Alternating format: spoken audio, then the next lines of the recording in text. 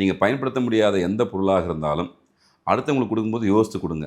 அப்படி இல்லை, ஒரு இன்கேஸ் ஒரு பேச்சுக்கு சொல்ல வரேன், நீங்கள் ஏதாவது ஓடுற தண்ணியில் போயிட்டு விட்டுருங்க. நம்மளுக்கு சென்னை போகிற இந்த பெருநகரம் மாதிரில பீச் இருக்குது. அதுக்காக ரொம்ப போயிட்டு நீங்கள் நாசி பண்ண விடாது. முடியலன்னு சொல்லிட்டு போகிறது ஒரு சில விஷயத்தை போட்டுடலாம்.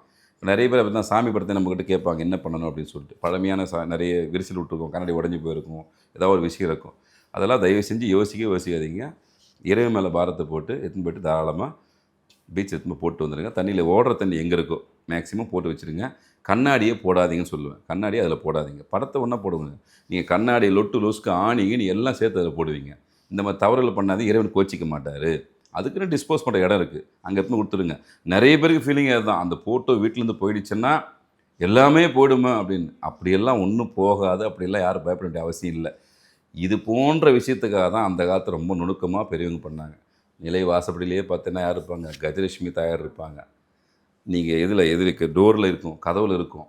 எங்கெங்கெல்லாம் இறைவனை செதுக்கி வைக்க முடியுமோ அங்கெல்லாம் செஞ்சு வச்சுருப்பாங்க. வாசப்படியில் பார்த்தா 2 வாசப்படியில் நம்ம குங்குமம் மஞ்சள்லாம் வச்சு கும்பிடுவோம். இன்றைக்கி வரைக்கும் பழக்கம் உண்டு. இது போன்ற இடர்பாடு வரக்கூடாதுன்னு சொல்லிட்டு தான் அந்த காலத்தில் செம்மரத்துலேயும் வேங்கையிலையும் சூப்பராக அருமையாக கட்டி வச்சுருப்பாங்க. அது போன்ற குடும்பம்லாம் வாழியாக வாழக்கூடிய விஷயம் நம்ம கண்ணார பார்த்துருக்கோம். 2 தலைமுறையாக 3 தலைமுறையாக அந்த குடும்பம் அதை நீடித்து நினச்சி நிற்கும்.